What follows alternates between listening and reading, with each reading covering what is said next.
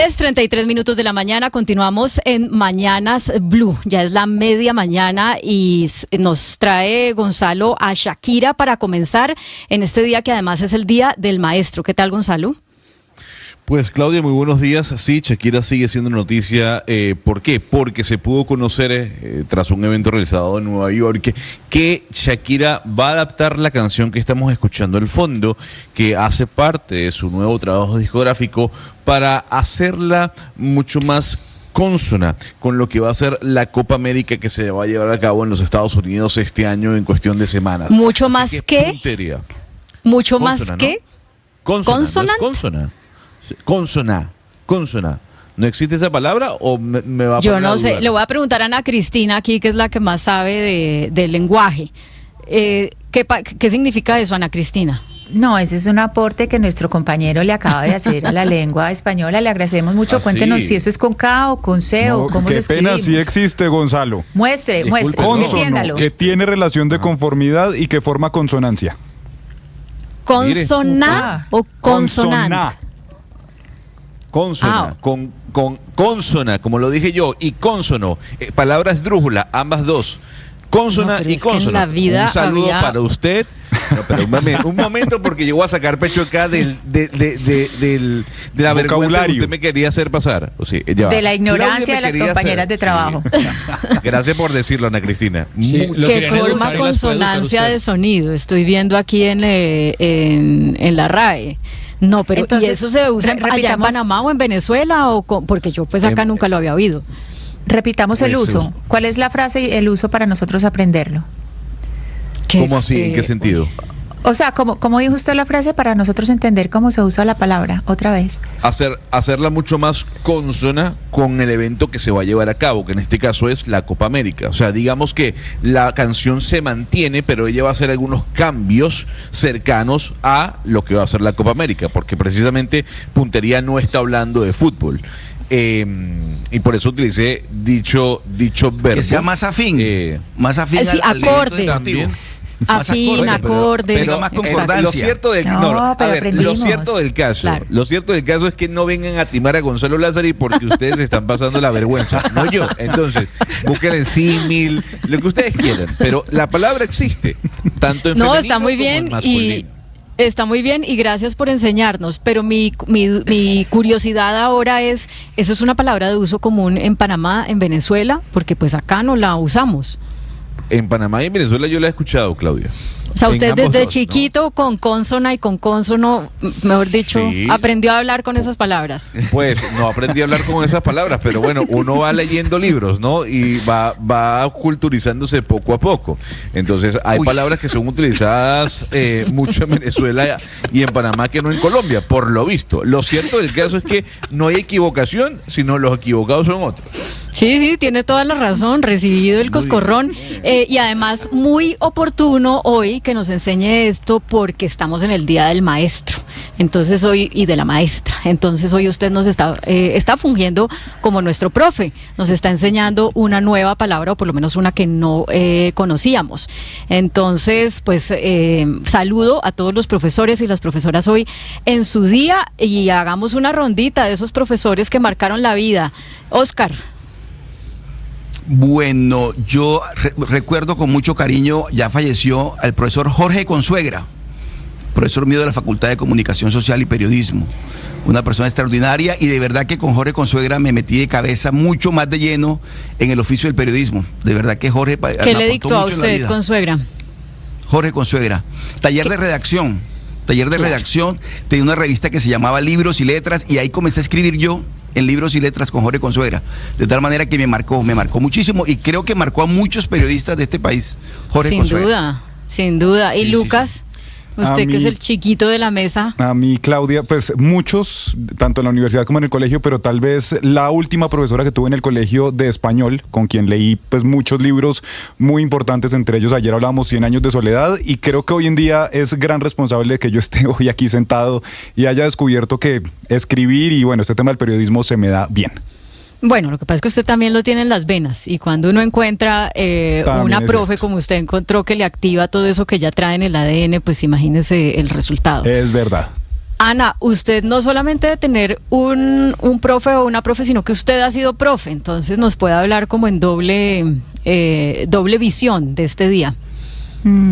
Yo, a ver, tengo profesora del colegio, que coincido con Lucas, mi última profesora del colegio de español que se llama María Eugenia Yarse, que la adoro, una gran profesora y yo creo que los profesores son unos promotores de lectura increíbles. Una buena profesora, un buen profesor lo hace enamorar a uno de la lectura y eso fue María Eugenia Yarse.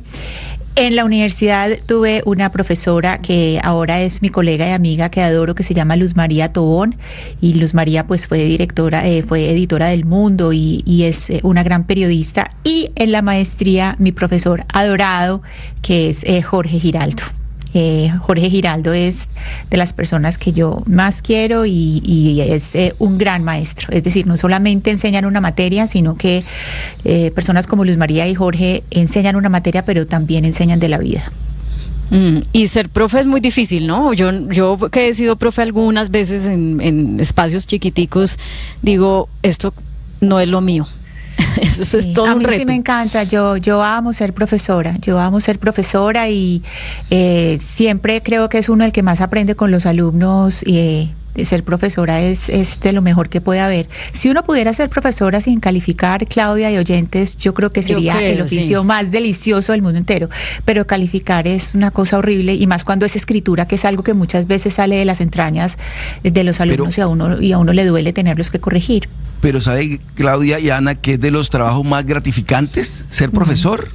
Yo siempre que he sido lo he disfrutado muchísimo. Lo que pasa es que la verdad no es que sea bien pago. Entonces uno le dedica mucho tiempo, y resulta que por horas y no sé qué, y bueno, medio complicado, pero es de los trabajos que más disfruto yo, más he disfrutado sinceramente. Coincido, pero sin la calificada. Estoy de acuerdo en eso con Ana Cristina. Hugo, su profe favorito o favorita. Quiero recordar hoy, Claudia, a la profe Socorrito, profe en el colegio, profesora de español, que digamos lo motivó en su momento a uno a leer y a redactar textos, pero lamentablemente murió hace poco la profesora Socorrito. Desde aquí le queremos hacer este homenaje en el Día del Maestro, y ya en la carrera como tal. Eduardo Figueroa es un gran maestro, fue editor del periódico El País, un gran maestro de periodismo. Digamos que a él le aprendimos mucho también sobre la elaboración de contenidos informativos y crónicas y otros géneros periodísticos. De él aprendimos bastante, muchos de los periodistas vallecaucanos, Claudia. Entonces quiero hoy enviarle un saludo a Eduardo Figueroa en este Día del Maestro. Pues es que los profes y las profes de verdad que le marcan a uno la vida. ¿Quién me falta? Sebastián, ¿no? Yo, mientras ustedes hablan me acordé de Pompilio Iriarte, icónico profesor del colegio, de esos profesores que duran toda la vida en la misma institución, muy respetado, una biblioteca, en temas de literatura, una biblioteca, y me acordé del tema de las notas que decía Ana Cristina, porque él le decía a uno al final del curso, póngase la nota que quiera, si se quiere poner 10, póngase 10, eso no le importaba, y uno se ponía la nota al final de la clase. Y yo me lo imagino a usted en esas. ¿Usted cuánto se ponía? ¿11? No me acuerdo. Lo que pasa es que disfrutaba mucho la clase porque yo odiaba leer, detestaba leer, nunca le tenía fobia a los libros, y fue el que un poco me despertó como el interés en coger un libro y terminarlo. Entonces, pues sí, un saludo para él, que firma sus obras como Ángel Marcel. Se llama Pompilio Iriarte, pero firma como Ángel Marcel. A un maestro que logre que alguien pase del odio al amor por la lectura, se le debe la vida, porque realmente la lectura es un gran regalo. Gonza, nuestro profe de hoy, también debe tener un profe favorito o una profe bastante favorita. Cónsono. Sí, algo cónsono con esto que acabamos de decir, por favor. Algo cónsono, por favor. Yo recuerdo de la escuela o del colegio a un profesor llamado Eugene, que fue el que me introdujo al tema del inglés, que todavía no termino de perfeccionar, pero yo era como Sebastián, yo detestaba hablar inglés, detestaba el inglés, y decía en aquel entonces que no servía para absolutamente nada porque yo no vivía en los Estados Unidos. Y de alguna u otra manera fue el que me cambió un poco la perspectiva de ver que el inglés me iba a funcionar, tanto es así, para programas o para trabajos como el que el día de hoy ejerzo aquí.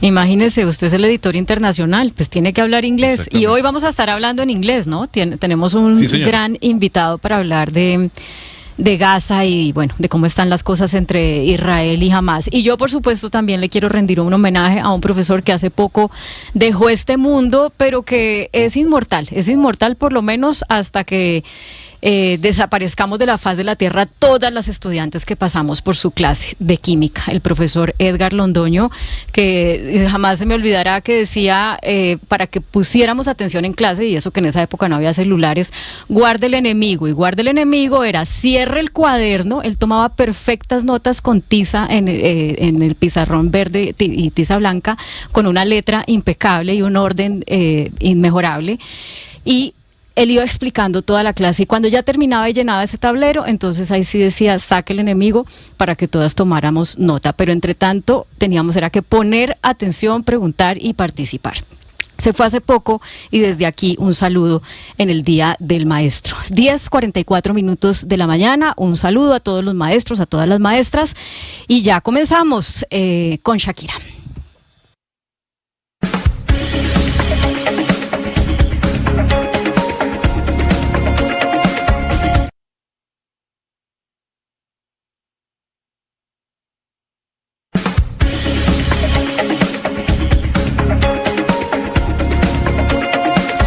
Bueno, Sebastián, seguimos con las lluvias, gracias a Dios, porque pues necesitábamos agüita, pero es que pasamos casi que sin darnos cuenta y sin tener tiempo para respirar del problema de la sequía al problema de las inundaciones.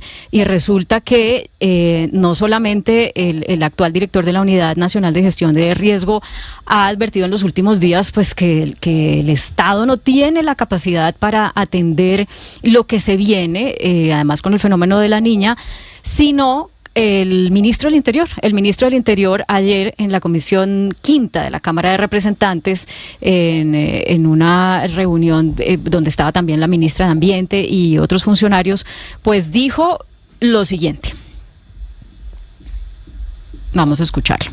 Posible que aquí, y lo hemos hablado con la ministra Susana, el sistema ambiental en lo local y en lo regional sea tan lejano a la gestión del riesgo, cuando es un papel fundamental, aquí lo han dicho, es el ordenamiento del territorio.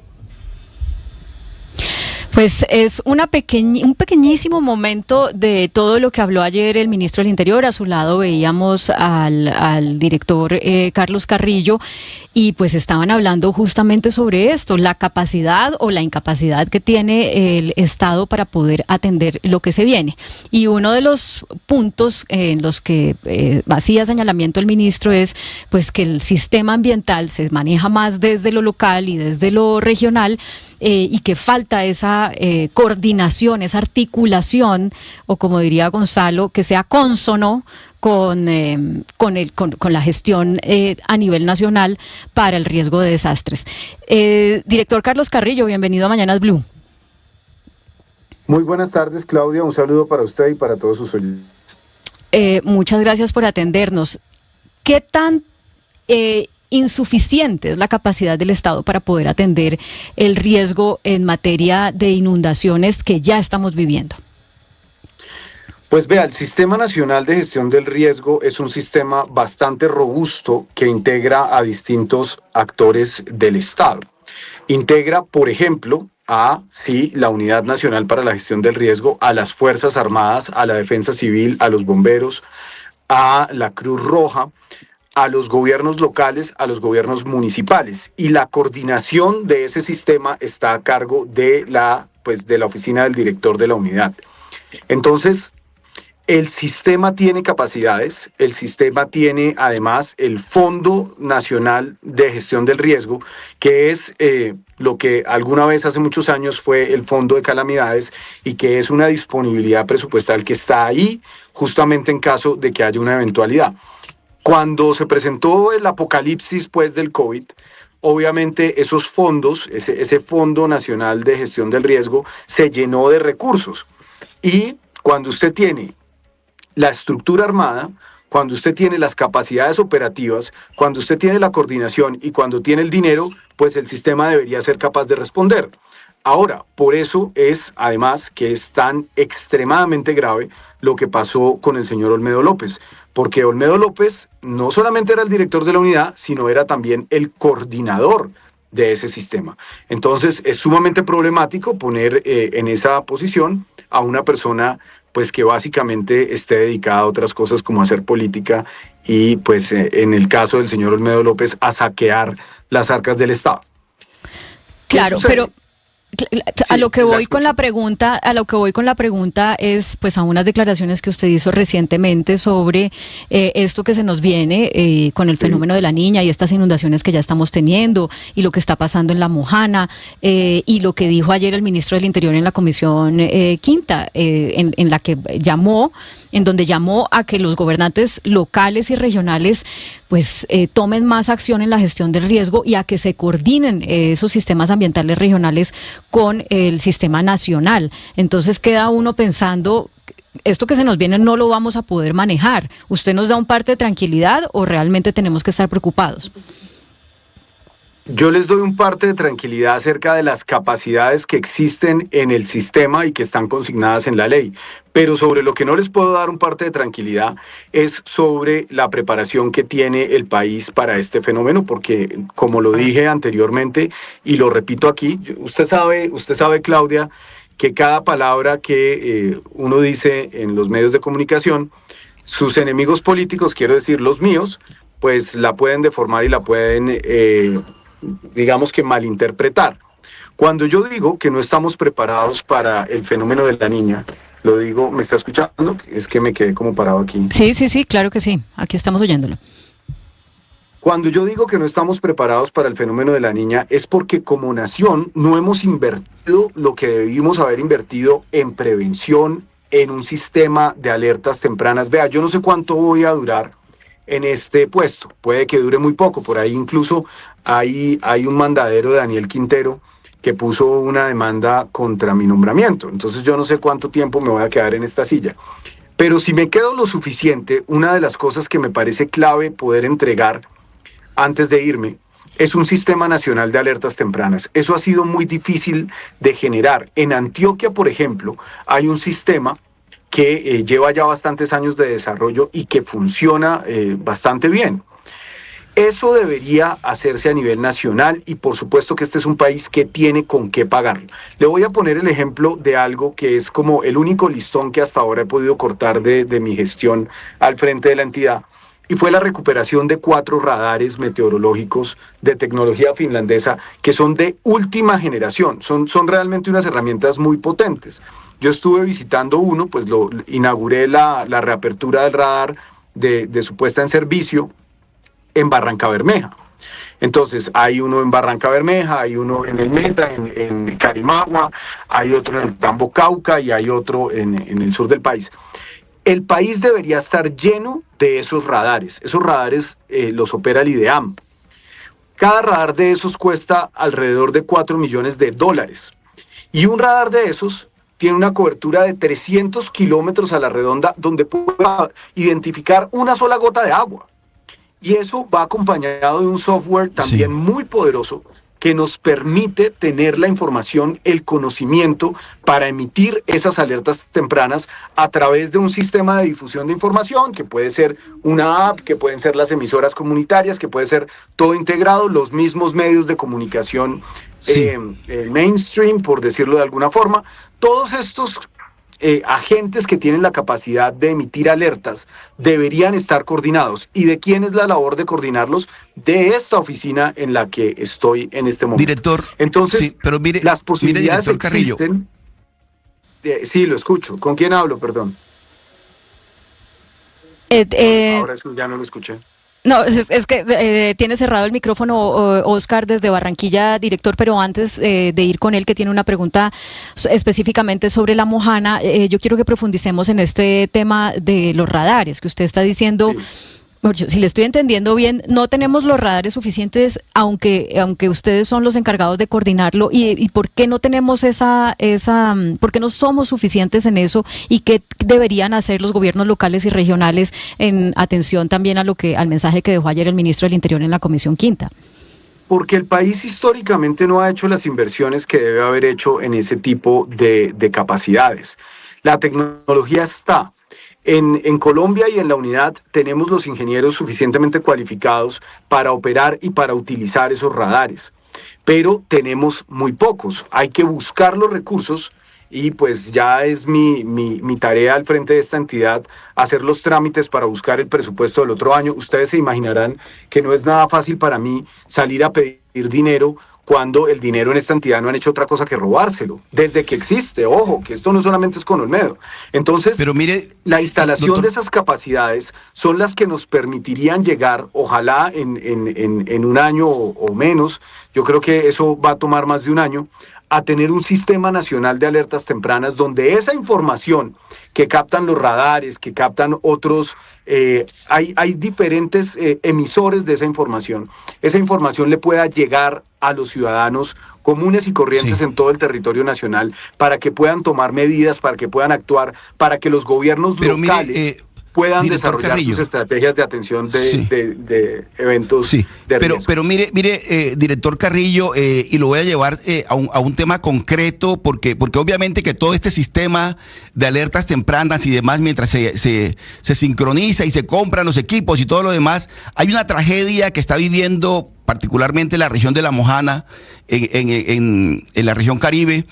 Y son 50.000 hectáreas que están inundadas de hectáreas, y ahí hay ganado, hay arroz, y hay miles de familias que están padeciendo esa situación. Pero mientras tanto, doctor Carrillo, la comunidad está padeciendo efectivamente el daño que le está causando el fenómeno de la niña, que apenas está empezando por lo demás. Pero le voy a hablar concretamente del contrato, de ese contrato que se firmó para por lo menos solucionar este problema coyuntural. Un contrato de 130.000 millones de pesos, de los cuales es un anticipo de 26.000 millones, está pendiente lo demás, pero mientras se logra, ¿qué pasó con ese contrato? El contratista parece que dice que no tiene la plata, que no recibió el anticipo que se dice. Mientras tanto, ¿cómo se le va a solucionar esa crisis humanitaria, ambiental que están sufriendo los habitantes de La Mojana, doctor Carrillo? Oscar, ¿cierto? Sí. Oscar, esa respuesta es bastante simple, pero se la voy a dar más compleja, porque la respuesta es: nosotros estamos atendiendo la emergencia. Vea, yo en los 2 meses que llevo en este cargo he ido 3 veces a Caregato, 3 veces. Y la última vez me reuní con el alcalde de Guaranda, con el alcalde de San Jacinto del Cauca, con el gobernador Yamil Arana. He estado en permanente comunicación con la gobernadora de Sucre, con el gobernador de Córdoba, y nosotros vamos a atender a los damnificados como es nuestra misionalidad. ¿Qué es lo que sucede con La Mojana? La Mojana es un territorio absolutamente extraordinario, de ciénagas, de agua, de 1 millón de hectáreas, de 4 departamentos, de 11 municipios, que no va a solucionar sus problemas con ese dique. No los va a solucionar. Y ahí hubo una decisión del señor Olmedo López que va en contravía de lo que ha buscado este gobierno, que es ordenar el territorio alrededor del agua. Recuerde usted que el primer director de esta entidad, el ingeniero Javier Pava, que es una persona decente, íntegra y que estaba haciendo bien su trabajo, el ingeniero Javier Pava no estaba de acuerdo con esa obra. Olmedo llegó y en tiempo récord la firmó. Y pues nos metió en un berenjenal que tenemos que solucionar. ¿Por qué? Porque ese contrato está en este momento activo. El contratista tiene además el apoyo de unos sectores económicos y políticos de la región. Usted ve cómo, por ejemplo, hay un señor que era el que le organizaba las protestas a Olmedo. Yo no sé si ustedes recuerdan que Olmedo tuvo una protesta. Olmedo era un fenómeno de masas. Entonces aquí en Bogotá llegaron como 2.000 personas traídas de La Mojana en buses que pues protestaban a favor de Olmedo cuando la Contraloría lo tenía en la mira. Y vinieron desde la Contraloría hasta aquí, hasta las oficinas, Olmedo, Olmedo. Y esas personas pues fueron organizadas por unos líderes políticos de allá de La Mojana para venir a defender el director. Entonces, recuerden que en la carta de renuncia, Olmedo solo habla de 2 cosas, de La Guajira y de La Mojana. Y él claramente tenía unas intenciones y unos actores políticos allá que siguen respaldando esa obra. Hoy el contrato está firmado. Los pagos al contratista se han hecho en la medida en que la interventoría ha aprobado, porque si no, pues no se puede. No se puede. La interventoría cuesta 5.000 millones de pesos y entonces ¿para qué la pagamos? Además, hay una imposibilidad legal de desembolsar si la auditoría no lo aprueba. Pero doctor Carrillo, permítame un segundo, lo interrumpo, pero si no se cierra Caregato. Déjeme terminar porque si no es muy complicado. Usted me pregunta por el contrato. El contrato está firmado. Y pues los contratos se pueden romper, pero tienen que surtir un debido proceso. En este momento es obligación del contratista, porque es la persona que está a cargo, y aquí, Sebastián, que por ahí lo veo, podemos entrar en un interesante debate acerca del desmonte del Estado, del desmantelamiento del Estado. En estas décadas de neoliberalismo que ha gobernado Colombia, el Estado perdió la capacidad de actuar. Pero doctor Carrillo, permítame un segundo, y nos ocupamos de Caregato. Es que me preocupa que el tema de Caregato es muy importante para la región Caribe. Permítame un segundo. Y por eso estoy tratando de dar una explicación. Permítame un segundo, porque usted dice que la obra de Caregato, no es tan importante. Es obligación de ese contratista cerrar el boquete, porque para eso se contrató, y para eso se le dieron 30.000 millones de pesos, 26.000 millones de pesos, y para eso además se le va a dar después de eso otros 100.000 millones de pesos. Es obligación del contratista tener un plan de contingencia. Eso no es responsabilidad del alcalde de San Jacinto del Cauca, que obviamente no tiene las capacidades. Y nosotros, aunque tengamos el dinero y las capacidades, legalmente no podemos intervenir, porque esa obra le pertenece al contratista, está bajo su tutela.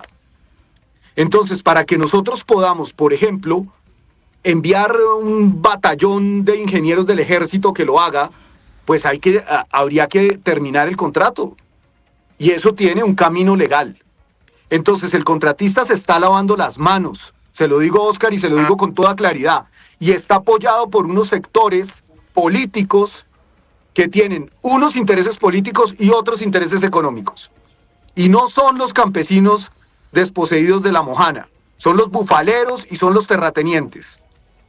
Entonces, si el contratista incumple, al contratista se le disciplina, porque lo que ha habido en Colombia ha sido una sistemática complacencia con contratistas sabandijas y chupasangres que siempre están buscando las adiciones del contrato. Y a mí, que me preocupa como director de la unidad, Oscar, a mí me preocupan los campesinos, a mí me preocupan las personas que tienen 2 o 3 vacas, a mí no me preocupan de la misma manera los terratenientes que tienen 2.000 búfalos, porque ellos se pueden cuidar por sí solos. Ellos ni siquiera viven ahí, Oscar, ellos viven en el Buenavista, ellos viven allá al lado del Buenavista 3, no viven en La Mojana, o viven en Medellín, en el Poblado. Entonces, aquí hay una responsabilidad contractual de ese contratista, que son los contratistas de Santander, además, no precisamente muy bien rankeados, de un contrato que firmó el señor Olmedo López. Y ellos o cierran ese boquete en los próximos días, o yo voy a buscar el camino legal para tomar el control de la obra. Es que a eso me refiero yo, doctor Carrillo. Es que, digamos, mientras se lleva este debate o esta batalla jurídica por el contrato, por la ejecución del mismo, y aquí hay que sancionar y demás, los campesinos, esos campesinos a los que usted se refiere, que nos duelen a todos nosotros, por supuesto, están padeciendo el tema de la niña, están padeciendo la inundación de La Mojana. Sí, ¿qué solución se le va a dar a esas personas? Por eso es que estamos abogando todos, por esos campesinos. Oscar, si usted le pusiera cuidado a mis respuestas, Oscar, pues es que yo la primera pregunta ya se la respondí. Esa pregunta que usted vuelve a formular en este momento es la primera que hizo y es la primera que ya le respondí. Existe un plan de atención a la emergencia que se hace con los gobiernos locales. A eso fui a Caregato a reunirme con el gobernador y con los alcaldes. Los alcaldes tienen que hacer una parte del trabajo, porque así es como funciona el sistema. Los alcaldes tienen que caracterizar a los damnificados, cargarlos en el registro único de damnificados, y con base en esa información nosotros despachamos las ayudas. Eso se está haciendo. La unidad no ha parado de actuar un segundo a pesar de todos los traumatismos que nos ha traído el aciago paso del señor Olmedo López y su cuadrilla de bandidos por esta entidad. Director Carrillo. Entonces, a los damnificados se les atiende, pero la solución de fondo de La Mojana, y permítame termino con esto, Claudia, la solución de fondo de La Mojana es un programa muy ambicioso que está llevando a cabo el gobierno nacional a través de la apropiación de más de 1 billón de pesos de recursos para poder restaurar ecológicamente La Mojana, para recuperar cientos de kilómetros de caños y permitir que ese ecosistema vuelva a ser lo que alguna vez fue y nunca debió dejar de ser. Es un ecosistema donde tenemos que adaptar los procesos productivos a las realidades del clima, a los ciclos del agua. Yo creo que todos ustedes debieron haber estudiado al Nilo, el río Nilo en el colegio, y Mesopotamia. Las primeras ciudades de la civilización humana, Uruk, Ur, se crean como civilizaciones anfibias al lado del agua, dentro del agua. Después el agua los dejó, porque además los ríos son dinámicos. Ustedes no pueden permitir creer que con hacer un dique con unas bolsas de arena van a controlar el río Cauca. Eso es irreal. Vamos a eso del río Cauca, y yo le estoy hablando del poblado en Medellín y le quiero hacer esa pregunta sobre el río Cauca precisamente. En el año 2019 Hidroituango causó unos daños, pues una tragedia grande en La Mojana, y nosotros vamos en la turbina 4, quedan otras 4 turbinas, y le quiero preguntar, otras 4 turbinas por culminar, y le quiero preguntar, director Carrillo, si Hidroituango es decir, si sigue representando, en algún momento podría representar un riesgo, porque estamos hablando de intervenir el río Cauca, si sigue representando un riesgo para La Mojana o no. Sí, pero a mí me gustaría aclarar algo. Yo entiendo que los tiempos en los medios de comunicación son muy cortos y los políticos hablamos muy largo, pero es que es importante dar claridades sobre los temas a profundidad. Yo visité Hidroituango, lo visité con el señor gobernador, con el señor alcalde de Medellín, con el presidente de EPM, y me encuentro con un proyecto que es, en términos de ingeniería, absolutamente extraordinario. Eso es, digamos que es un orgullo para la nación tener proyectos de ingeniería de tal nivel y con tales capacidades. Pero Hidroituango es de una escala monstruosa. Hidroituango, que ya está hecho y no se puede deshacer, eso le ha costado al gobierno 22 billones de pesos, porque además EPM es una empresa pública, eso es dinero de todos los colombianos. Esos 22 billones de pesos que nos ha costado Hidroituango, pues tienen que redundar en un beneficio para toda la nación con la producción de esos 2.400 megavatios de electricidad. Entonces, usted ahí, en ese punto del río Cauca, es donde ve la magnitud de la infraestructura que se necesita para tratar de someter a la naturaleza. Y por más de que la logre someter, siempre habrá un impacto. Y siempre habrá un riesgo. Y entre mayor la escala de la intervención, pues mayor el riesgo. Entonces, hoy la gente de EPM pues hace un esfuerzo muy grande por tratar de controlar el macizo, ¿cierto? Eso está monitoreado segundo a segundo. Digamos que ellos sí están haciendo un esfuerzo enorme, pero eso estuvo a punto de perderse. Con todo el poder de la ingeniería, con decenas de billones de pesos invertidos, y el río casi se lleva esa presa. Entonces, es importante entender cuál es la escala y cuál es la magnitud y cuál es la energía que habita en ese río, que es la misma que está aguas abajo en Caragato, es la misma. Entonces, yo creo que EPM, pues por supuesto que tiene que responder por sus responsabilidades sociales. Eso es muy importante. A mí no solamente me interesa escuchar a EPM, a mí también me interesa escuchar a las comunidades. Yo he tenido algunas desavenencias, no las he tenido yo, las ha tenido una senadora conmigo, porque yo me reuní con el alcalde de Medellín, imagínense. Entonces ahora el coordinador del sistema no se puede reunir con los gobernadores y con los alcaldes porque a una senadora no le gusta. Pero a mí no solamente me interesa escuchar a la institucionalidad, también me interesa escuchar a las comunidades. Y es evidente que Hidroituango, por su escala y por lo que pasó, ha generado unas consecuencias que son muy graves para ese río. Ha cambiado la dinámica del río. También, y este es un tema, y termino con esto porque es un tema que no se puede quedar fuera de esta discusión, porque es que no solamente es que esté entrando agua a la Mojana, Oscar, en Barranquilla, que perdónenme si sueno antipático cuando digo que están al lado del Buenavista, puede que usted no esté al lado del Buenavista, pero esa agua que entra hoy a la Mojana es un agua envenenada con mercurio. Ese mercurio ya lo pueden encontrar ustedes en los cuerpos de los campesinos de la Mojana. La minería, legal e ilegal, la minería, la codicia del hombre, está envenenando a esas personas. Créanme que los problemas de la Mojana son muy graves, y si algo les puedo decir yo, Director, es que este gobierno y este presidente, que además es de Córdoba, tiene toda la intención de hacer unas inversiones enormes como no las había hecho ningún otro gobierno antes.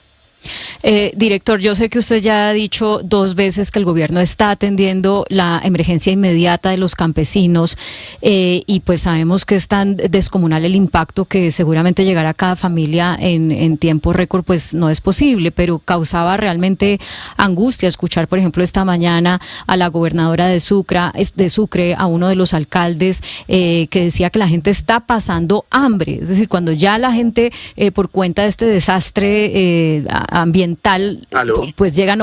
¿Nos está oyendo? Sí, le escucho. Claro. Cuando ya la gente por cuenta de este desastre ambiental está en una situación de hambre, pues uno dice, el esfuerzo de la nación del Estado tiene que ser mucho, mucho mayor. No da espera. Entonces yo quiero volver un poco a esa pregunta que usted ya respondió 2 veces, para que más en profundidad usted nos diga cómo van a atender esa necesidad de la gente que está más vulnerable entre todas. Vea, nuevamente, y esto es importante que se entienda, porque además está plasmado en la ley. Esto no es un procedimiento que se inventa un director o el otro. Eso es lo que hay y es cómo funciona. Esos gobiernos locales, cuando ustedes hablan con el alcalde, ese alcalde es la primera autoridad del municipio y como primera autoridad tiene unas responsabilidades. Y una responsabilidad de ese alcalde es hacer la caracterización de los damnificados. Eso no lo podemos hacer nosotros porque no nos lo permite la ley. Él tiene que hacerlo. Entonces, pongamos una emergencia hipotética, no hablemos específicamente de la Mojana. Hay una inundación en un pueblo de Colombia. Hay 2.000 damnificados. Esos 2.000 damnificados tienen que cargarse en un registro único de damnificados. Y eso lo tiene que hacer el municipio. El municipio tiene que darle forma a un plan de respuesta a la emergencia. Entonces, el municipio nos va a decir, hay 2.000 damnificados, estos 2.000 damnificados necesitan comida. Estos 2.000 damnificados necesitan 2.000 colchonetas, 2.000 cobijas, 2.000 almohadas y 500 ollas y 300... Claro, pero no lo están haciendo, o lo que usted está diciendo es, háganlo porque no lo han hecho y por eso no le hemos podido llegar a esas familias. Escúcheme, Claudia, escúcheme. Yo fui personalmente a La Mojana a reunirme con los alcaldes para poder trabajar de manera conjunta porque es la única forma en que se puede atender la emergencia. Yo no puedo despachar un avión y soltar comida desde arriba a la loca. Yo tengo que hacerlo de acuerdo a lo que el municipio me reporta y me solicita. Y eso sí se puede hacer de manera inmediata. Pero hasta que cada uno de los actores del sistema no cumpla con su parte, las ayudas no llegan. Es como funciona el sistema y es importante que la gente lo entienda. Porque no es este el caso. Yo, como le digo a mí, con el señor alcalde de Guaranda, con el señor alcalde de San Jacinto del Cauca, y ellos están avanzando en su parte. Aquí no hay ningún tipo de negligencia, que es a veces lo que los malquerientes pueden querer sugerir. No hay ningún tipo de negligencia. En el momento en el que nosotros, aquí en la subdirección de manejo de desastres, que es la encargada de eso, donde está el recién posesionado almirante Hurtado, apenas nosotros recibamos eso, nosotros compramos esas ayudas y las despachamos. Es así como funciona. Director Carrillo, quedémonos ahí en los que usted llama los malquerientes. Al principio de esta entrevista, usted nos hablaba de una demanda que interpusieron un recurso que interpusieron ante el Consejo de Estado para que se caiga su nombramiento. La persona que hizo la persona que interpuso este recurso es el señor Michael Andrés David Pineda. Él en este momento trabaja con la UTL, pues para poner un poco en contexto a los oyentes, trabaja en la UTL pues de Juan Carlos Upegui, que Juan Carlos Upegui es el concejal que tiene la curul de oposición, es un concejal de independientes. Este señor pues es pagado con recursos públicos y está interponiendo esta demanda en contra de su cargo. Ese recurso, ¿en qué va? La demanda dice que usted no reúne los requisitos. ¿En qué va ese proceso? Hay gente cínica en la vida, pues, ¿qué le puedo decir yo? Daniel Quintero el otro día decía en una emisora muy, muy molesto que yo le decía pinturita. Y yo creo que aquí hay un verdadero infantilismo por parte del señor Quintero y su movimiento político. Ellos a veces parecen como unos niños de colegio en cuerpos adultos. Hay una disputa que yo quise suprimir. Yo escribí un trino y lo dije, incluso se lo dije al señor presidente. Yo voy a posponer mis discusiones políticas con ese señor Quintero, que pues me parece fue un pésimo alcalde en Medellín. Me parece que es una persona que no responde de ninguna forma a los principios del progresismo o de las izquierdas. Me parece que es un político tradicional con una cédula más nueva. O sea, no hay ninguna diferencia entre el señor Daniel Quintero y César Gaviria o cualquiera de esos caciques liberales del pasado. Actúan de la misma forma. Y ese señor llegó al poder allá en Medellín pues un poco por casualidad, porque se dividieron las derechas, porque pues él hizo unas alianzas con la clase política tradicional de Medellín y así gobernó. Y además gobernó con tanto desatino, pues que terminó su candidato, creo que además es primo de la esposa, ¿no?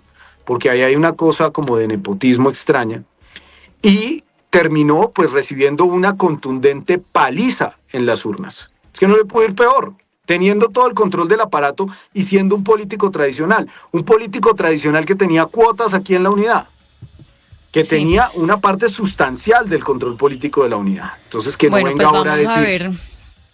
Vamos a ver, director Carrillo, qué dice la justicia al argumento que presenta, que es que usted no cumple los requisitos para el cargo, pero pues ya lo veremos.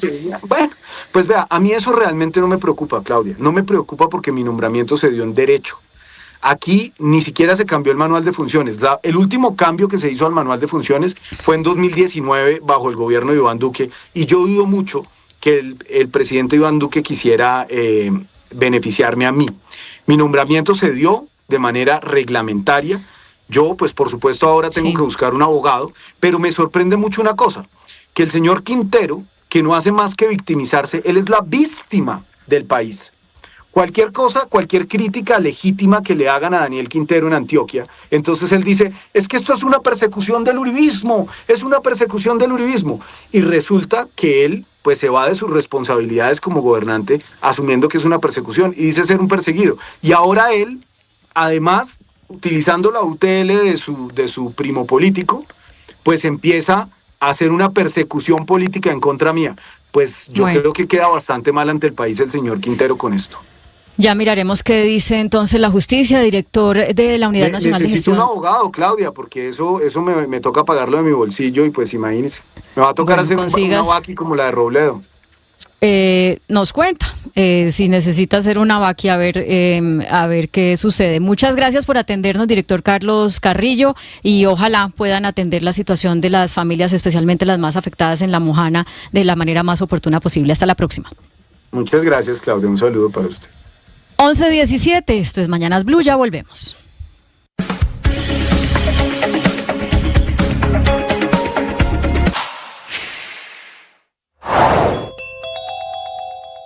Hoy en Mañanas Blue de 7 a 8 de la mañana, la Asociación Nacional de Recicladores explicó los motivos de la protesta frente a la Comisión Reguladora de Agua Potable y Ruth Quevedo, la directora de la comisión, les respondió. Esta y más información en nuestro canal de YouTube y en bluradio.com. En Blue le ponemos cara a la radio.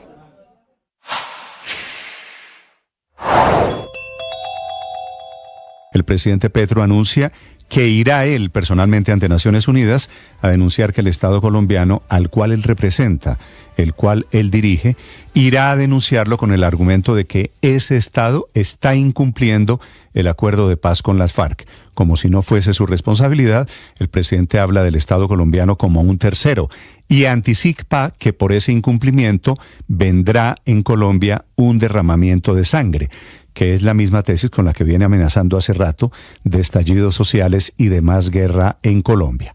Como si no fuera este gobierno el que en 2 años no ha expedido la política de cumplimiento del acuerdo de paz, que acabó con la Consejería para la Estabilización, que debilitó el programa de desarrollo con enfoque territorial, que acabó con la interlocución con la región. Gracias por continuar con nosotros. Recuerden que nos pueden seguir a través de nuestros canales en Facebook, también en YouTube, y que nos pueden escribir al 301-764-4108. Gonzalo, la situación en Gaza, pues parecía que había como una ligera luz al final del túnel hace unos días, pero con esta ofensiva de Israel en Rafah, la cosa se complica. Hace nada más 2 días o 3, Qatar, que es uno de los mediadores, dijo, pues aquí las cosas se ponen difíciles y entre tanto la ofensiva avanza sobre Rafah y la Unión Europea hace llamados a Israel para que se modere y se contenga, pero nada de esto es escuchado. ¿Cómo está la situación en este momento? Pues en este momento la situación, Claudia, nos lleva a estar a la espera del ataque directo de Israel a Rafah. Ya se encuentra, digamos, en la puerta de este último enclave que está y que colinda con Egipto. Recordemos que Israel ha ido del norte hacia el sur, desplazando a los miles de palestinos que hacen parte de la Franja de Gaza para acabar con Hamas.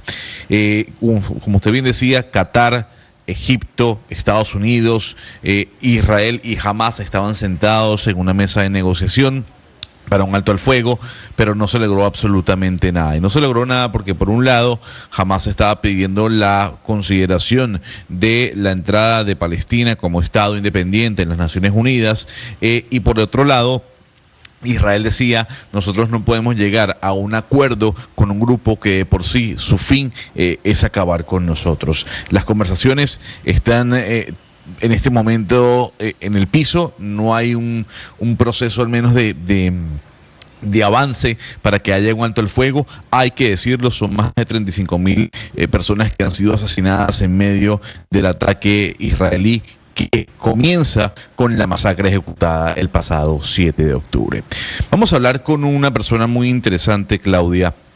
Y digo que es interesante porque él es abogado israelí de los derechos humanos, defiende a parte de la comunidad palestina, es activista, está en contra de lo que está pasando en Rafah, en contra de lo que ha hecho tal vez el gobierno de Netanyahu militarmente hablando, pero por otra parte dice que no se está cometiendo un genocidio. Y es interesante conocer la posición de israelíes que están en contra del actuar de su país en la Franja de Gaza. Él es Eitai Mack y nos atiende hasta ahora. Mr. Mack, thank you so much for being with us here in Blue Radio. Thank you. Yo quiero comenzar, Claudia, con la pregunta con la que arranco la premisa de esta entrevista, y es, él no está a favor de lo que está pasando en Rafah, pero también dice que no hay que llamar genocidio a lo que está cometiendo Israel o a los actos que se están llevando a cabo en la Franja de Gaza. Y quisiera saber por qué. Mr. Mack, you're against what is happening in Rafah, but do you not believe that Israel is committing genocide? Why not?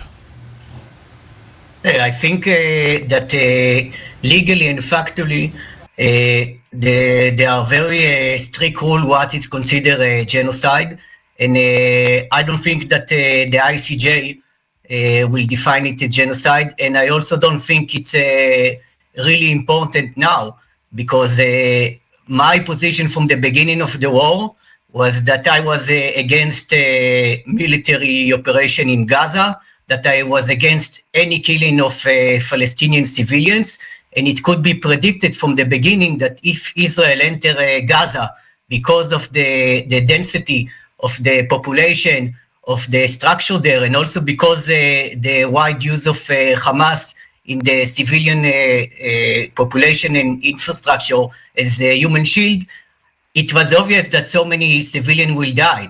And also the problem in Gaza is political. It's not a military problem. So for political problem, you need to have a political solution. So I think what we need to do, all of us, is to be against the war, to want to end the war, and also to be against any killing of Palestinian. Never mind what we think, if the definition is genocide or not. Like, there should be a consensus against any killing of Palestinians. And I think there are quite many Israelis that think like me, that the war should be stopped. And also specifically now that the international community must prevent Israel from occupying Rafah, because it's going to be a disaster. Nos dice Gonzalo que, bueno, no cree que se esté llevando a cabo un genocidio en Gaza y que tampoco cree que sea realmente importante ahora, que de hecho él no cree que lo que está pasando en Gaza sea lo que la Corte Internacional de Justicia define como un genocidio, pero sí dice que desde el principio, desde el estallido de la guerra, él estaba en contra de cualquier asesinato de civiles y desde un principio se sabía que si Israel llevaba a cabo un ataque en Gaza por cuenta de la densidad de la población que hay ahí, pues miles de civiles iban a morir. Nos dice que en Gaza actualmente hay un problema político, no un problema militar, y pues que a un problema político debe haber una solución política. Así que lo que dice en este momento es que debe haber un consenso internacional para pedirle a Israel que no entre en Rafah y pues que pare el asesinato de civiles. Claro, pero ese consenso internacional uno podría decir que ya existe, porque pues desde muchas partes se está haciendo ese llamado a Israel para justamente eso, para que no avance en Rafah, para que pare el asesinato de civiles, pero eso no ha servido. Entonces mi pregunta para el profesor es: ¿cuáles son las posibles soluciones reales para parar la guerra en Gaza si Israel se mantiene avanzando su ofensiva en Rafah, y si además uno de los mediadores, que es Qatar, pues está revaluando su rol como mediador? Professor Mack, what are the possible solutions to end the war in Gaza now that Israel is advancing with its offensive in Rafah, and when Qatar is reevaluating its role as a mediator? I think that both Netanyahu and Sinwar has a personal political interest not to end the war. And this is why it shouldn't be a negotiation between the two sides, Israel and Hamas.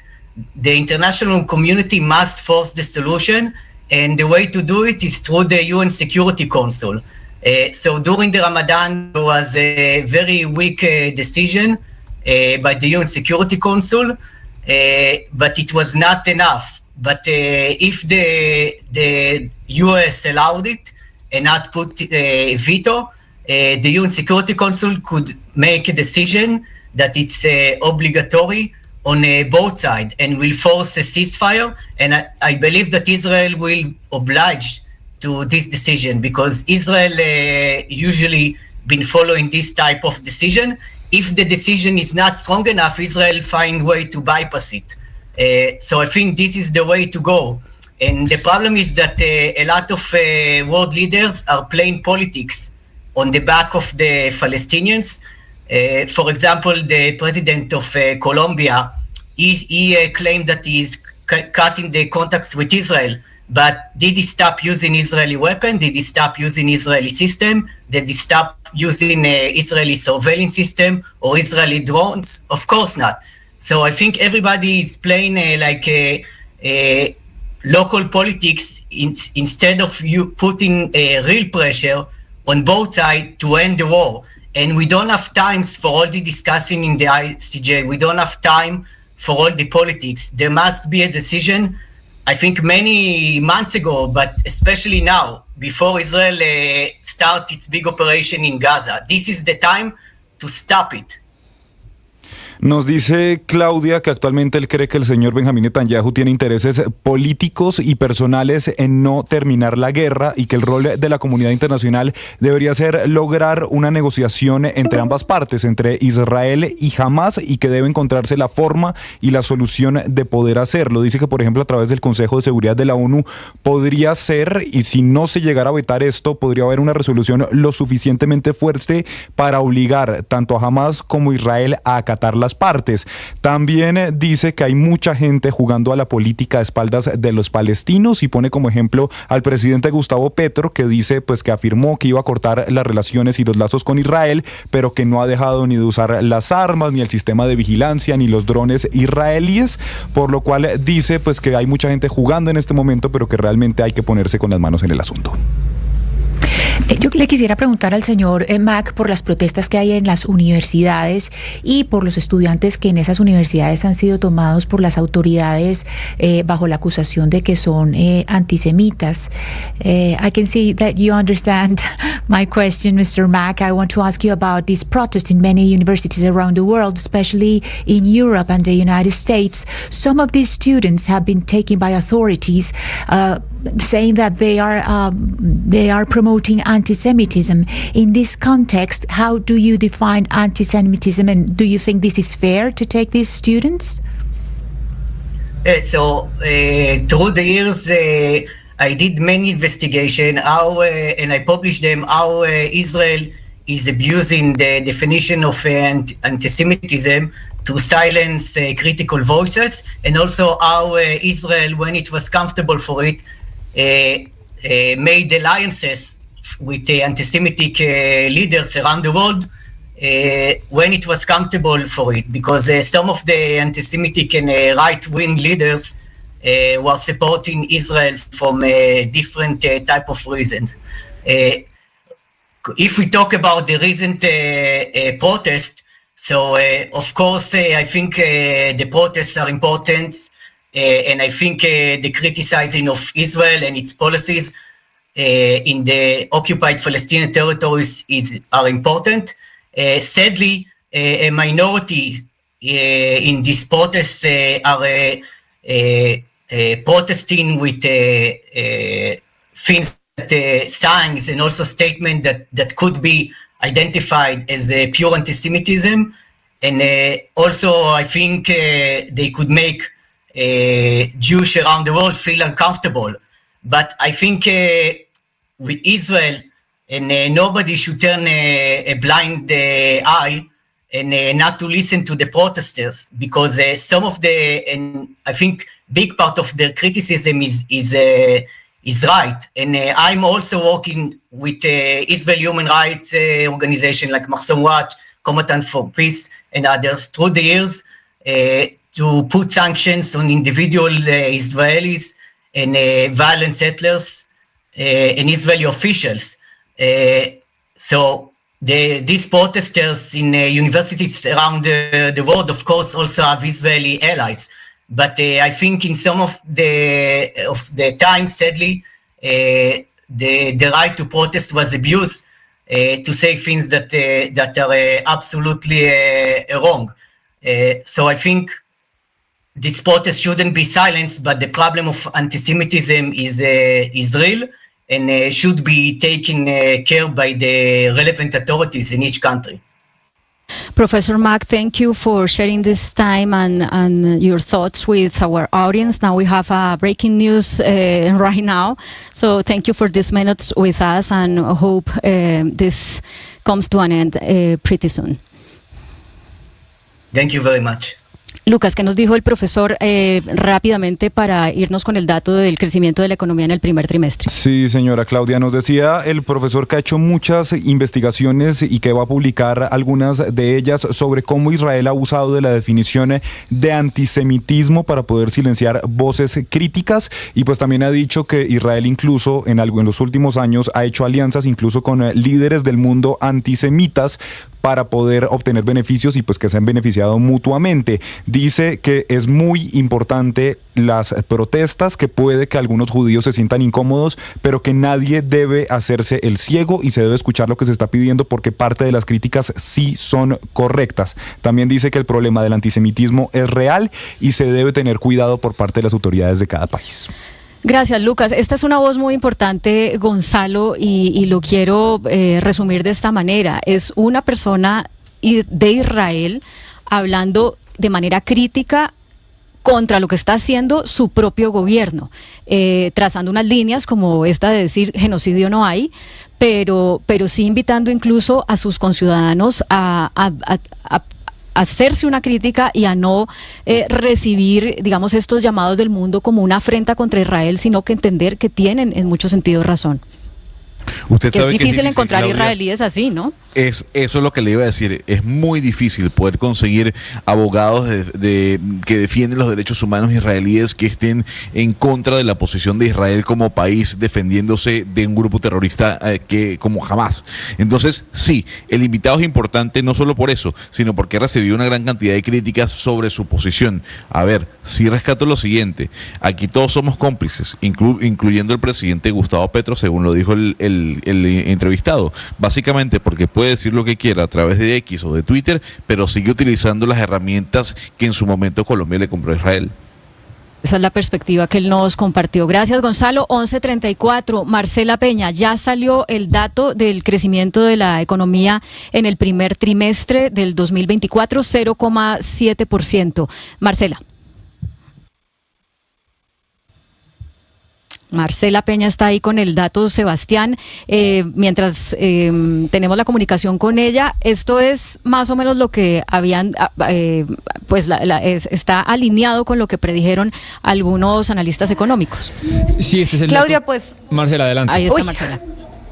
Perdón la interrupción, Sebastián. Bueno, le cuento, el DANE acaba de publicar los datos de crecimiento económico, 0,7 como usted lo menciona para el trimestre. La gran sorpresa fue el dato de marzo. En marzo la economía se contrajo un 1,5%. Estos datos muestran que hay unos sectores a los que les está yendo muy mal y otros a los que les está yendo muy bien. Empecemos por los que van muy mal, en especial la industria manufacturera. En todo el trimestre, entre enero y marzo, se contrajo un 5,9%. Y el dato que salió de únicamente el mes de marzo es el peor desde la pandemia, desde los confinamientos. También le va muy mal al sector de minas y canteras, se contrae 1,5%. Hay caídas en comercio al por menor, hay caídas en información y comunicaciones y también en actividades financieras. En contraste, le va bien actividades que tienen que ver con el gobierno. Crece más de un 5% todo lo que tiene que ver con salud, defensa, educación, actividades de la administración pública y servicios sociales. Crece también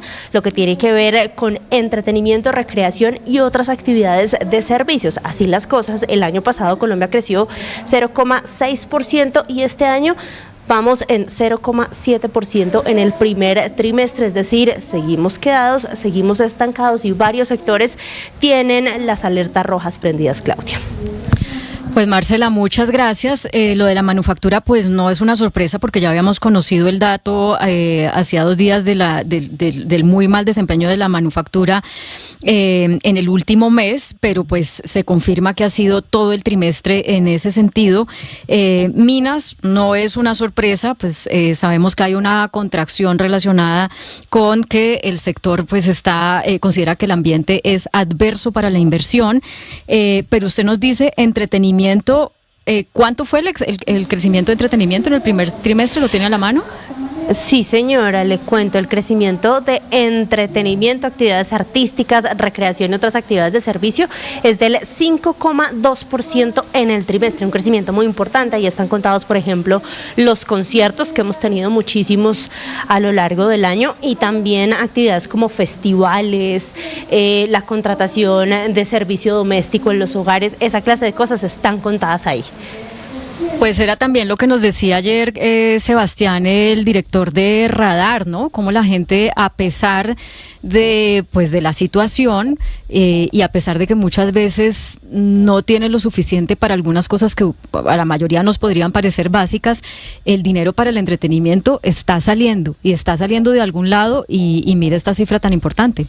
Sí, desde la pandemia ha pasado en el mundo, pero en Colombia de manera extraordinaria el crecimiento de todo lo que tiene que ver con eventos, con conciertos.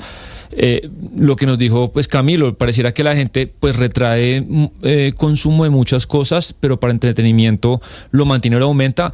Pero pues estos datos de la economía, Claudia, son muy malos, son muy parecidos a los del último trimestre del 2023, donde se creció apenas 0,3%. La economía colombiana está estancada, y si uno recorta todo lo que tiene que ver con el Estado, que ahí lo decía Marcela, que es lo que se conoce como en el rubro del DANE, Administración Pública, Defensa y Salud, que es el Estado. Usted recorta el Estado, solamente mira el sector privado y estamos en recesión, casi todos los rubros en rojo, muy castigada la construcción, el sistema financiero con muy malos datos, casi todos los bancos dieron pérdidas en este primer trimestre, el comercio deprimido, el sector manufacturero. Entonces estamos pues en un estancamiento en el que complicado así que aumenten los salarios, el tema del desempleo se está viendo, y si iría en línea, si uno coge este dato, Claudia, un poco lo que se está previendo para final de año, que la economía colombiana no crezca más de 1.5, y pues sí es un dato muy malo para un país, creo yo, que tiene tanta pobreza, tanta desigualdad, tantas necesidades por satisfacer. Un país creciendo al 1%, es imposible que la gente salga de la pobreza, imposible, no hay manera. La única manera es crecer, que el país sea más productivo, pero con estos datos pues sí, creo que no es muy positivo lo que se le puede ofrecer a las personas que tienen que salir adelante. Nos lo decía el presidente de ACOPI hace pocos días que lo tuvimos aquí. ACOPI es el gremio de las pequeñas y medianas empresas, donde también están varias de las empresas de comercio al por menor. Es urgente que hacer un pacto o trazar una estrategia articulada con el gobierno, con los gremios, para poder reactivar la economía. De eso mismo habló el ministro de Hacienda hace unos días también. Presentó un paquete de ideas que se iban a convertir anunció se van a convertir en reformas que debe tramitar el legislativo, pero hasta ahora, corríjame usted, Sebastián, si estoy equivocada, no ha habido un nuevo proyecto que se presente, y además, pues uno también se pregunta a qué hora se pueden tramitar nuevos proyectos cuando los que están ahí están estancados. No, allá somos pinceladas, digamos, lo más concreto es pues que el gobierno le va a pedir al Congreso que se le permita aumentar el techo de deuda. Un poco entendemos que habrá una reforma tributaria, Claudia, que va a reversar algo que hizo el gobierno en el 2022, que fue subirle mucho los impuestos a las empresas. Esto es algo que vienen pidiendo personas del sector privado, pues que Colombia quedó con un nivel de impuestos a las empresas absolutamente asfixiante y agobiante. Y obviamente esto es muy debatible y hay diferentes voces dependiendo a quién invitemos, pero se le dijo al doctor Ocampo que con este nivel sí se podía castigar mucho el tema de las empresas. ¿Y cómo será el nivel de impuestos a las empresas? Que el mismo doctor Ocampo y el mismo Gustavo Petro lo aceptan y dicen que es deseable que haya una nueva reforma tributaria en el que se bajen los impuestos a las empresas y los naturales paguen más. ¿Para cuándo? No se sabe, estamos atentos.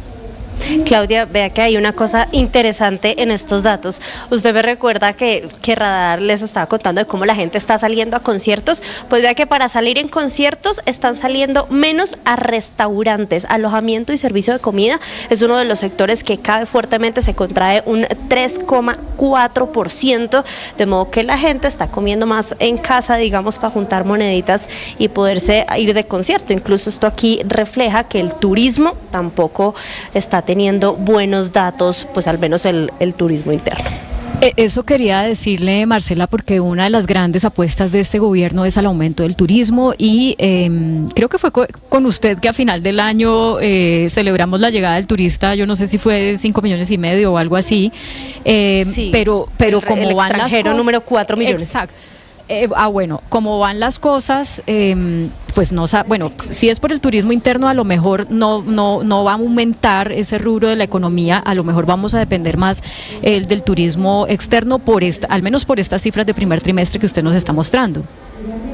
Pues ese alojamientos y servicios de comida muestra que ni a los hoteles ni a los restaurantes les está yendo bien. Acuérdese que aunque la inflación ha bajado, la comida se quedó cara.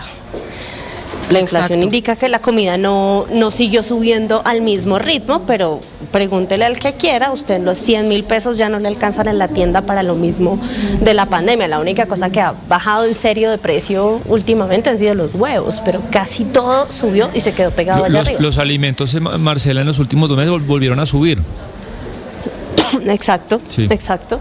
Entonces, pues calculé lo que es eso y el aumento del salario mínimo en los restaurantes. Salir a comer fuera se complica. Y es que, Claudia, un tema con los alimentos que es muy grave en Colombia, porque aumentaron en los últimos 2 meses, en especial pues por los estragos del fenómeno del niño. Si usted tiene un fenómeno de la niña muy fuerte, donde se pueden pues dañar algunos cultivos, le van a seguir aumentando los alimentos. Y digamos, en el índice de inflación y en la canasta de lo que gastan muchos hogares en Colombia, los alimentos tienen una preponderación muy grande. Entonces, si le aumentan los alimentos, pues sí es mucho más grave que le aumenten otro tipo de sectores o de rubros.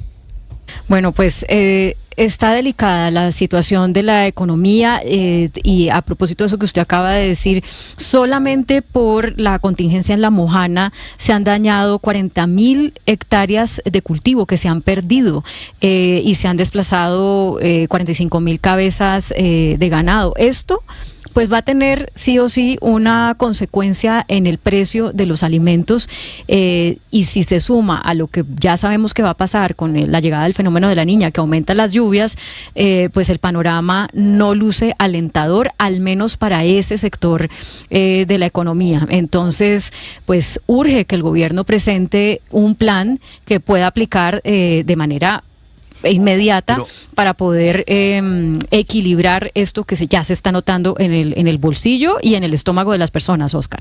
Pero mire, Claudia, que a propósito del tema de la Mojana que tratamos con el doctor Carrillo y del que estamos hablando ahora, es la gran despensa agrícola de la región Caribe y de buena parte del país.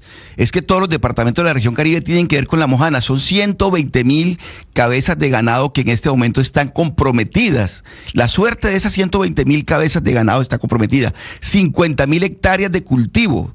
Sí, de lo que estamos hablando es de una verdadera tragedia en momentos, y como usted bien lo dice, en el informe que se conoce hoy, la economía del país está estancada. Es decir, no hay manera de reactivar si no es con el sector productivo, si no es dándole la mano al sector productivo. Si usted le da la espalda al sector productivo, difícilmente va a arrancar, porque esto a punta de subsidios y de emisión no va a salir adelante. Pero lo que usted dice es totalmente cierto. La suerte de la Mojana en este momento es la suerte de la región Caribe y también de buena parte del país en lo que tiene que ver con el aporte alimentario, o sea, el alimento, el ganado, el arroz. Todo está saliendo de la Mojana en estos momentos, Claudia. Bueno, pues es la cifra del crecimiento de la economía en el primer trimestre del año, una cifra muy esperada, fue de 0,7%, es un comportamiento mediocre, por no decir que malo, y sobre todo insuficiente para las necesidades que tiene el país. Son las 11:45 de la mañana, hacemos una pequeña pausa en Mañanas Blue, ya volvemos. No todo se hace a la velocidad que uno quiere, porque las personas no tienen el mismo ritmo que tenemos nosotros, porque las circunstancias no funcionan desde nuestro deseo, porque todo tiene procesos. Eso significa que si queremos ser felices, necesitamos aprender a esperar. ¿Qué es esperar? Es entender eso. Entender que la vida tiene su propio ritmo, que la vida no se realiza mágicamente. Esta es Blue Radio, la alternativa.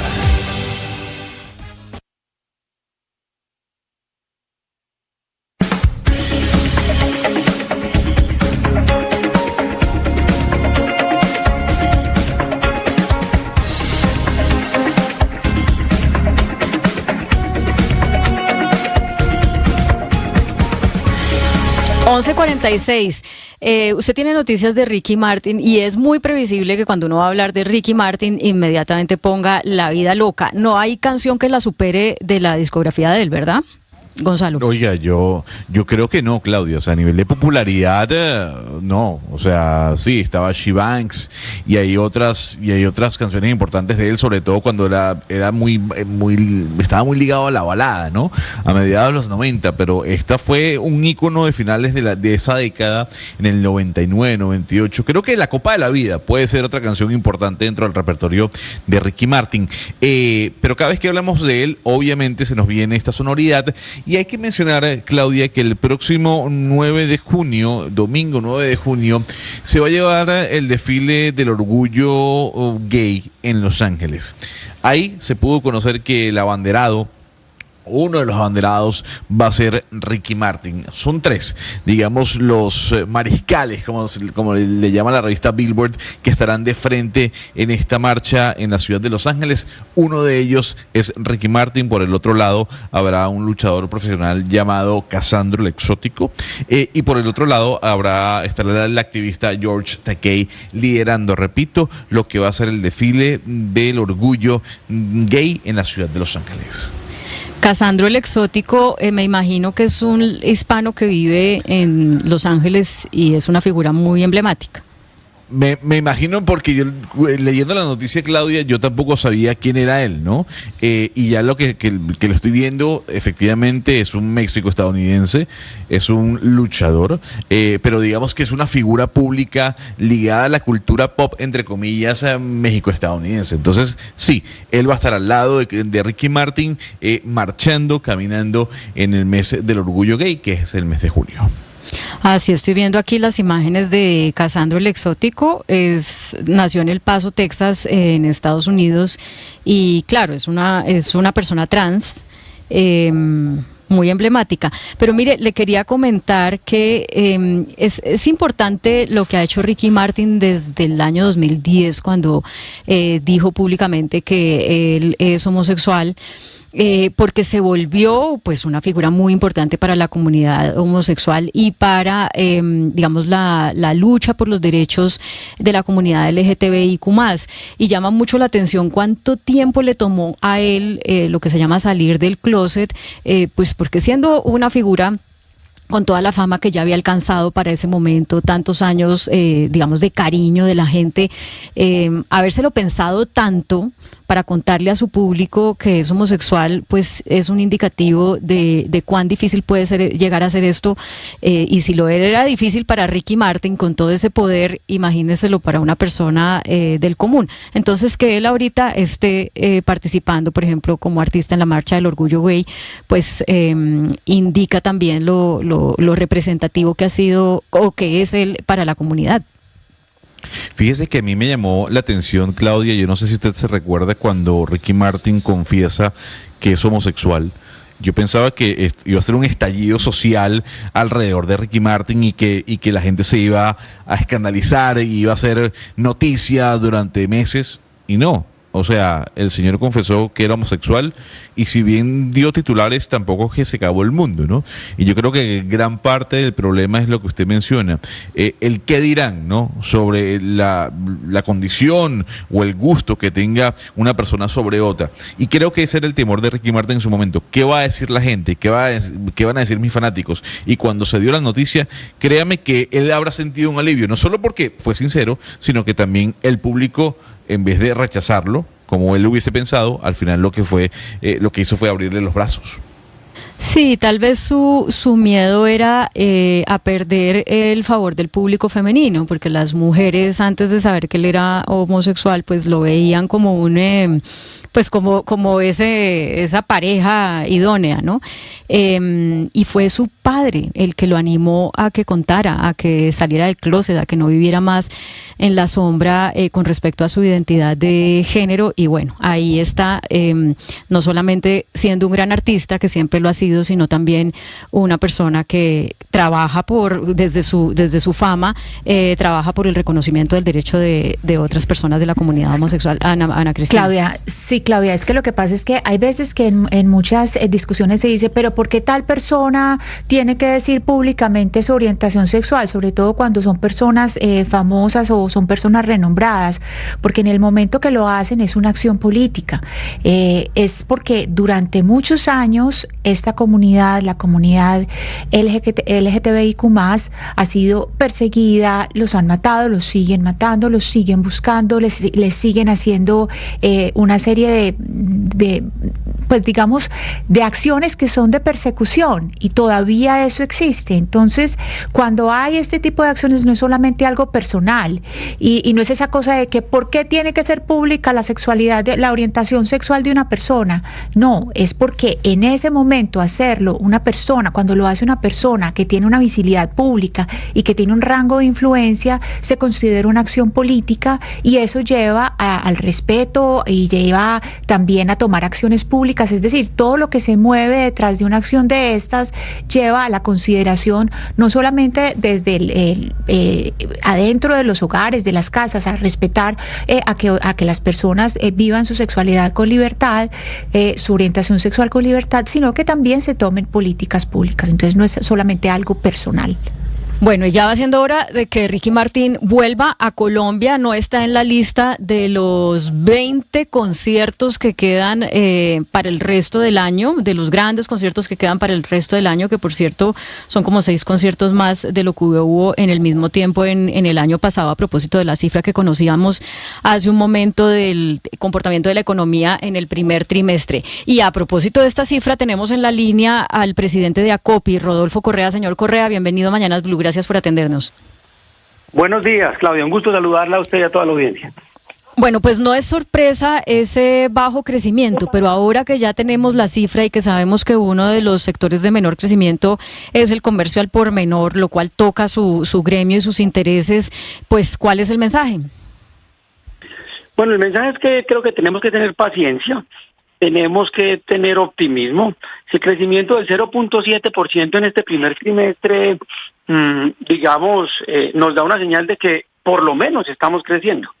Y estar creciendo es estar vivo. Yo creo que en este momento es muy importante enviarle un mensaje al gobierno nacional, y es que definitivamente los gremios, en este caso ACOPI, quiere sentarse con el gobierno a construir una mesa de diálogo nacional para crear un acuerdo multisectorial que nos permita recuperar y salvar la economía de los estragos que la pandemia ha venido causando.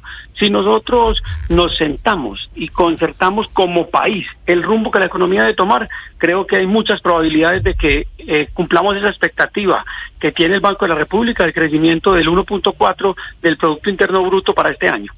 Pero la pregunta es, como doctor Correa, si el gobierno llegase a hacernos una suerte de gran mesa de la reactivación económica y lo invitan a ¿usted qué aportaría? ¿Qué cree que se debería hacer? Una o dos cosas puntuales. Mire, nosotros necesitamos ya una reforma tributaria que nos permita otorgar incentivos fiscales a la micro, pequeña y mediana empresa, entre ellas una tarifa de renta diferencial, un IVA diferencial, un tema de tratamiento de los parafiscales, es decir, las cargas estatales están asfixiando al micro y pequeño empresario.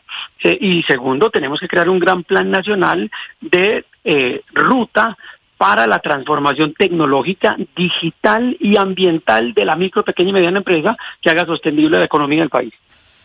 Claro, cuando usted dice, señor Correa, que invita al gobierno a que creen una mesa, uno dice, pero pues estas mesas no existen, no solamente por la situación de la economía como está, sino pues porque se entendería que hay un diálogo fluido entre sector público y privado permanentemente, porque así es que se desarrolla la economía de un país. ¿No hay esas líneas de comunicación bien establecidas? Sí hay líneas de comunicación, pero no hay un órgano permanente que nos permita establecer metas claras a mediano y corto plazo para la economía. Es indispensable, Claudia, que se cree ese escenario de diálogo social para la reactivación económica, pero no como una serie de reuniones aleatorias, sino como resultado de una planificación de Estado que le apunte a la consolidación de un modelo macro y microeconómico que nos permita reactivar el crecimiento económico del país. Bueno, y para seguir en la línea de lo que le había preguntado Sebastián ahora, de qué es lo que hay que hacer, dos cosas puntualmente que usted ya respondió, qué es lo que no hay que hacer o lo que hay que dejar de hacer para cumplir el mismo objetivo. Mire, lo que hay que dejar de hacer es llevar la polarización política al análisis económico. Nosotros no podemos manejar la economía como se maneja la política de este país, que es con polarización, que es con discursos que tensan las relaciones. Yo creo que la relación entre gobierno, gremios, gobierno, sector privado tiene que ser una relación tranquila, de diálogo y de construcción y de buen lenguaje para que el país crezca y a todos nos vaya bien. Oiga, señor Correa, me imagino que usted sabe que entre lo que sí creció está el sector de entretenimiento. Y yo me pregunto, ¿no será que también hace falta tal vez más innovación de parte del sector comercio para poder captar la atención de los consumidores que están dispuestos, a pesar de los recursos limitados, a digamos, cerrar uno de los bolsillos o hacer unos sacrificios para poder mantener, por ejemplo, el entretenimiento, que para la gente hoy está siendo muy importante? ¿No falta también innovación de parte de su sector? Tiene usted toda la razón, Claudia. Por eso es indispensable que creemos este Plan Nacional de Transformación Digital, porque una de las principales barreras, mire usted qué gran paradoja, para el micro y pequeño empresario es el nivel de falta de acceso a esa tecnología, la falta de acceso a la innovación, la falta de acceso a la economía electrónica, a la economía digital. Entonces, si nosotros nos ponemos todos de acuerdo en esa ruta de transformación tecnológica y digital, estoy seguro que se crearán nuevos canales para que el micro y pequeño empresario tenga muchas más alternativas de, perdónenme la expresión, seducir a su clientela para poder acceder a los beneficios que tiene un mercado eficiente. Y con respecto al tema del crecimiento del sector de entretenimiento, es perfectamente entendible. De hecho, recuerde usted que durante la Segunda Guerra Mundial lo único que no cayó fue precisamente la industria del consumo del entretenimiento, porque la gente aún en las circunstancias más críticas necesita entretenerse, necesita esparcirse. Entonces, en atención a las dos cosas que usted me dice, precisamente le concluyo eso, es, uno, es normal el crecimiento de la industria del entretenimiento, y dos, sí se necesita una ruta de transformación digital de la economía del micro y pequeño empresario del país. Es Rodolfo Correa, el presidente de ACOPI, el gremio de las pequeñas y medianas empresas en Colombia, reaccionando a la noticia de última hora en Colombia, el crecimiento de la economía en el primer trimestre del año, que fue del 0,7%. La mirada optimista, al menos algo estamos creciendo, pero también la mirada realista. Tenemos que sentarnos a trabajar desde lo privado y desde lo público para que el crecimiento sea superior. Muchas gracias por acompañarnos en Mañanas Blue. A usted, Claudia, siempre a sus órdenes y un buen día. Son las 11:59 de la mañana. Ya llega el momento de las noticias.